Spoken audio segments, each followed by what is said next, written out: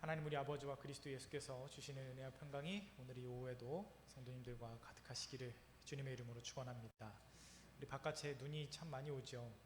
눈인지 빈지 3월 말에 이런 날씨를 경험한다는 게 다소 낯설기는 하지만 바라기는 이 날씨의 변화, 시절의 변화, 이 모든 것이 변할 때에 그러나 변함이 없어야 되는 가치들도 있을 겁니다. 오늘 우리 말씀 가운데 그런 부분들을 조금 나눠보려고 하는데요. 오늘 설교의 제목은 칠화라고 잡았습니다. 여러분, 칠화라는 말 자체는 아마 처음 들으시는 단어이실 수도 있습니다. 이게 무슨 뜻인지 아시겠습니까? 칠화. 팔복은 들어보셨죠? 팔복. 이게 마태복음 5장에 나와 있는 8개 나와 있는 예수님께서 말씀하신 8개의 복 있는 사람에 대한 이야기라고 한다면 그거를 이제 약간 짝을 지어서 만들어낸 이름입니다. 오늘 우리가 읽은 마태복음 23장에는 예수님께서 그 공생의 사역 내내 계속해서 갈등하고 또 부딪히고 예수님께서 신랄하게 비판했으며 또한 예수님의 발목을 잡는 데 가장 앞장섰었던 바리새인들, 그들의 또 다른 말로는 서기관이라고도 불렀는데 그들에 대하여서 예수님께서 화 있을진저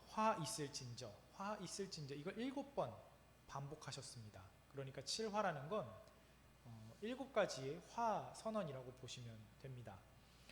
본문에는 14절이 없음이라고 기록되어 있지만 조금 어렵게 들어갈 수 있는 걸 그냥 간단하게 말씀드리면 사실 성경에도 사본학이라는 분야가 있어서 우리가 가지고 있는 이 신약 성경의 판본이 어떤 것을 원본으로 하냐에 따라 다소 이렇게 조금 버전이 있는데 어떤 번역에는 이 14절에도 화 있을진저라는 또 다른 분류가 있다라고 합니다. 그러니 오늘 본문에 있는 7개의 화와 생략된 1개의 화까지 사실 이 본문은 팔복에 대칭되는 팔화라고도 이야기하곤 합니다. 어쨌든 오늘 우리가 가진 본문에는 7개의 화 있을진저 선언된 이 말씀에 대해서 조금 살펴보고자 합니다. 워낙 내용이 길기 때문에 읽고 나서도 기억에 남으시는 게 딱히 없으실 수도 있고 읽으시면서도 이게 첫 번째 화, 두 번째 화, 세 번째, 네 번째, 7번째까지 보시는 동안 이것과 저것의 차이가 무엇이 있는지 잘 눈에 안 들어오실 수도 있습니다. 간단하게 정리해서 말씀드리면 7가지의 화 중 첫 번째와 두 번째는 실상은 교인이라 이름하나 교인들 사이를 이간하여서 교인을 오히려 선교하나 선교를 하지만 선교를 방해하는 자에 대한 화입니다. 세 번째부터 7번째까지는 본질은 관과하고 비본질적인 것에 오히려 매몰된 그릇된 신앙생활에 대해서 화 있을진저라고 말씀하고 있습니다. 결국 오늘 본문 말씀이 하는 이야기를 아주 간단하게 한마디로 정리하자면 하나님을 믿고 하나님을 신뢰하고 그 신앙생활에 있어서 매우 중요한 것이 열정이라는 것이 있겠으나 그 열심과 열정만큼 또 중요한 것은 바른 길 위에 서 있는 것이다 라는 말씀으로 요약할 수 있겠습니다. 열심을 내되 바른 길 위에 서 있어야 된다. 우리가 어느 때 신앙생활을 하면서도 언제 이 부분을 좀 절실히 느끼곤 하십니까? 저는 개인적으로 소위 말해 이단이라 불리우는 사람들을 볼 때마다 이런 주제가 참 많이 와닿습니다. 어저께도 제가 이제 저희 동네에서 길을 걷고 있는데 바닥에 웬 낯이 익은 종이들이 막 이렇게 흩뿌려져 있길래 보았더니 여호와의 증인에서 뿌리는 전도지가 막 이렇게 버려져 있는 걸 보았습니다. 한편으로는 나무에게 미안하다는 생각도 들지만 또 한편으로는 저만한 열정으로 옳은 길 위에 있었더라면, 저만한 열정으로 하나님의 일을 바르게 할 수 있다라면 참으로 얼마나 좋을까. 그러나 그 열정은 대단한데 그 길이 그릇된 곳에 서 있으니 오히려 이상한 내용이 적혀있는 종이들을 그들 나름의 전도를 위해서 열심히 인생과 자원을 낭비하고 있는 모습을 보게 되지요. 광명에도 저도 광명에서 2년 정도 살아봤습니다만 좁은 땅, 좁은 동네에서 사람들이 같이 모여 지내는 지역이다 보니 광명에 살 때도 참 많은 걸 봤던 것 같습니다. 한내천을 걷다 보면 이쪽에서 여호와의 증인이 이쪽에서 전도하고 있고 반대쪽에서는 하나님의 교회가 이렇게 막 이렇게 전도지 뿌리는 것도 본 적이 있고, 또 이 소아상업지구에서 카페를 중심으로 한쪽에서는 이 동네에 있는 어떤 교회에서 돌리고 전도지를 돌리고, 반대쪽에서는 또 다른 교회에서 풍선을 나눠주고 있는 그런 여러 가지 모습들도 보았습니다만, 여하튼 우리가 아마 공통적으로 가지고 있는 경험이자 또한 공통적인 결론 중에 하나는, 우리가 열심을 내되 바른 길 위에 서 있는 것이 얼마나 중요한가 하는 것입니다. 근데 이것이 비단 오늘날의 문제만은 아니고 우리만의 문제도 아닙니다. 예수님께서 사역을 하시던 그 공생의 지역과 기간에도 이 바리새인들과 서기관들을 향하여서 하신 말씀이 오늘날 우리가 보는 그 모습과 동일했다라는 것입니다. 안타까운 것은 예수님께서 비판하시던 그들의 모습은 차라리 아예 그냥 이단이면 모르겠는데, 그들은 충분히 유대인들 사이에서 존경받는 지위를 가지고 있는 사람들이었고, 나름 인정받고 큰 영향력을 가진 사람들, 즉 당시 바리새인들은 일반적인 유대 민중들로부터 아주 훌륭하게 존귀하게 여겨지던 사람들이라는 것에 있습니다.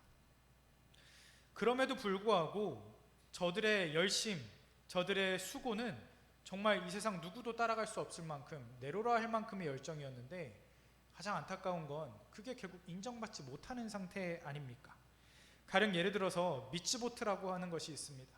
탈무드에서 처음 언급된 것으로 알려져 있는 이 미츠보트는 무엇이냐면, 유대인들이 그들 나름대로 정리한 율법 리스트라고 보시면 됩니다.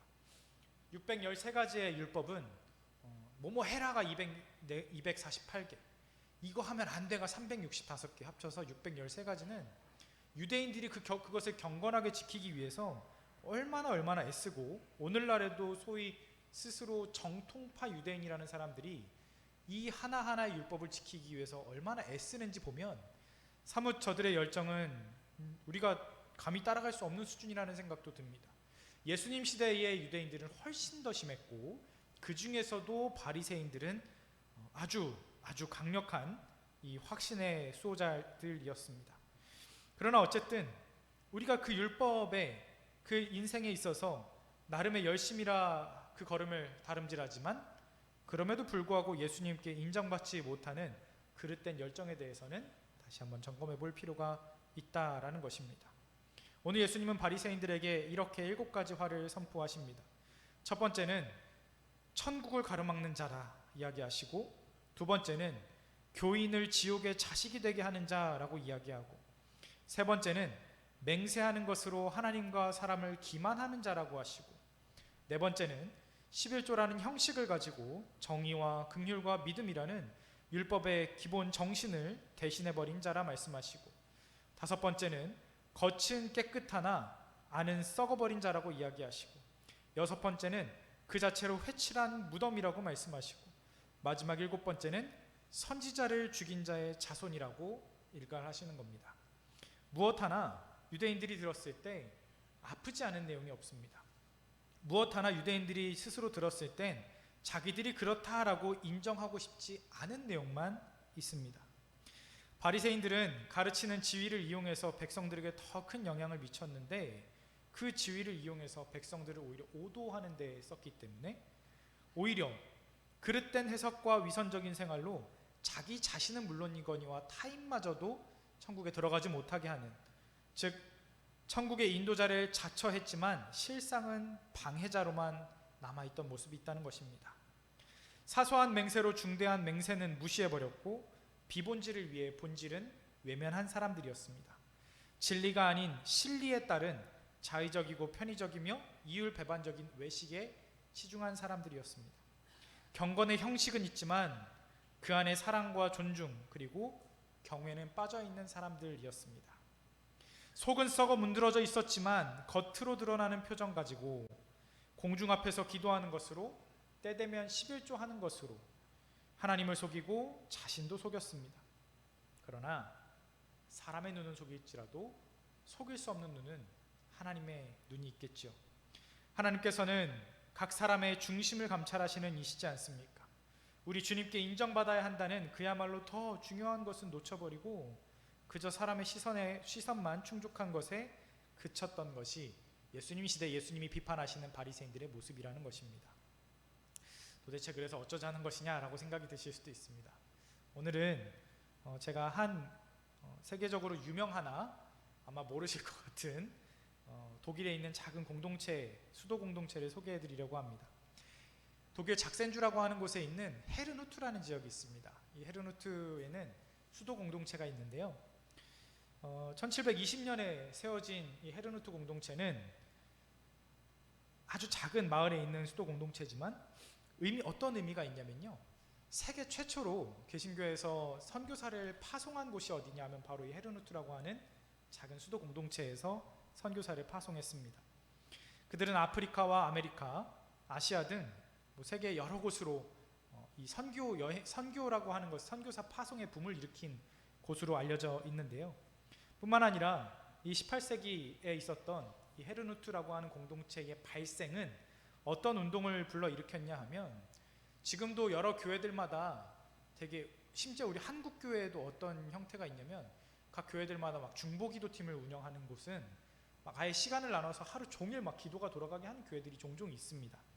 이 전통도 방금 말씀드린 헤르누트 공동체에서 만들어낸 전통입니다. 이들은 1727년부터 1827년까지 꼬박 100년 이상을 1초도 단 한순간도 기도가 멈추지 않게 연쇄 기도를 일으킨 것으로도 알려져 있습니다. 그럼에도 불구하고 헤르누트 공동체가 가지고 있는 가장 중요한 원칙이 무엇이냐면 항상 본질이 무엇인지를 기억해야 한다는 것입니다. 우리가 보통 막 100년 동안 기도가 끊이지 않았다라고 하면 막 뜨거운 성령의 불이 늘 임하고 막 그럴 거라고 생각할 수도 있겠지만, 사실 헤르누트 공동체의 가장 중요한 점은 말씀드린 것처럼 본질에 대한 고민을 두고 그들의 그 모든 비본질에 대한 것들은 싹싹싹 제거해내는데 정말 열심히 있는 공동체입니다. 가령 예를 들어서 이 공동체에 있는 예배당은 아무 장식이 없고 의자만 있습니다. 왜 의자만 있는가? 장식이 필요 없답니다. 왜? 그곳에 앉아있는 한 사람 한 사람이 장식이기 때문에 예배당 안에 그 어떤 장식도 필요 없다라고 이야기하고, 심지어 이 헤르누트 공동체에 속해 있는 사람이 세상을 떠나면 그곳에 있는 신앙의 언덕이라는 곳에 공동묘지를 운영하고 있는데, 그동안 약 300년이 넘는 시간 동안 많은 사람들이 묻혀 있지 않겠습니까? 그런데 이 묘비는, 이 신앙의 언덕이라는 묘지에 가면 독특한 모양을 볼 수가 있는데, 모든 묘비는 요만한, 크지 않은 하얀색 평평한 묘비로 다 통일되어 있습니다. 이 묘비에는 이름, 출생 및 사망 연도 외에는 아무것도 적지 않습니다. 이 사람이 생전에 어떤 사회적인 지위를 누렸거나 어떤 직함으로 교회를 섬겼거나 얼만큼 부를 누렸는지에 대한 표시는 전혀 찾아볼 수 없습니다. 오히려 그 이름만, 그가 언제 태어났고 언제 돌아갔다라고 하는 정도만 적혀 있고, 뿐만 아니라 아주 중요한 특징 중 하나는, 보통 우리나라 묘비를 한번 생각해 보시면 묘가 있으면 옆에 묘비에 이렇게 딱 뒤에 보면 이 사람이 어느 집안 무슨 시에 누구 가족이 있고 이런 거 써놓지 않습니까? 300년 전부터 일으켜진 이 헤르누트 공동체의 묘지 속 묘비는 어떤 특징이 있냐면, 작은 묘비에 최소한의 정보, 그리고 세워진 묘비가 아니라 바닥에 눌러 심는다고 합니다. 이 묘비에 이곳에 묻혀져 있는 사람이 누군지를 보기 위해선 허리를 구부리고, 그러면서도 이 사람이 누군지 자세히는 알 수 없습니다. 왜 그렇게 전통을 유지했는가 하니, 오직 그가 하나님께로부터 왔고 하나님께로 돌아갔음을 알리는 것 이외에는 어차피 사람에게 남겨야 할 것은 없다라는 것입니다. 하나님께 돌아갔으니 하나님께서 그의 모든 삶을 판단하실 것이고 하나님께서 그를 그 품에 안으시는 것이 중요하기 때문에 사람에게서 남기는 것은 중요하지 않다라는 철학이 지금까지도 이어져 오고 있는 것입니다. 이렇게 말씀드린 헤르누트 공동체의 어떤 신앙 운동은 지금도 여러분이 알고 계시는 감리교, 성결교, 그리고 이제 순복음이라고 알고 계시는 원래는 오순절 전통의 교단들의 창시자 뿌리가요, 웨슬리라는 사람인데요. 이 존 웨슬리라는 사람에게 있어서도 가장 큰 영향을 미친 공동체로 알려져 있습니다. 사랑하는 성도 여러분, 오늘 이 말씀의 내용을 함께 준비한 데에는 별다른 큰 목적이 있는 것은 아닙니다. 바라고 원하고 또 우리 함께 권면하기 원하는 것은요, 우리 교회가 이제 또 새로운 출발과 계속해서 또 새로운 역사를 만들어 나갈 때 무엇보다 원하는 것은 열정이 있으나 바른 길 위에 서서 열정을 품을 수 있는 그런 공동체로 나아가기를 간절히 소망하는 마음으로 이 말씀을 준비했습니다. 바라기는 저와 여러분의 날들이 칭찬과 상을 이미 다 받은 어떤 이들과 같지 않고 오직 주님께서 보시기에 선하고 아름다운 자녀의 모습, 오늘 본문 말씀 속에 예수님 말씀하신 것이 23절에서요, 이것도 행하고 저것도 버리지 말라. 율법의 모양과 열심, 그리고 율법의 정신과 하나님께서 우리에게 말씀하신 그 핵심, 모든 것을 다 갖춘 그야말로 웰빙 교회가 되어서 우리 교회 잘 쓰임 받으시고 우리 성도들 한 분 한 분이 그 지체로서 귀한 소명과 역할을 잘 감당하시게 될 수 있게 되시기를 주님의 이름으로 축원합니다. 기도하겠습니다. 하나님,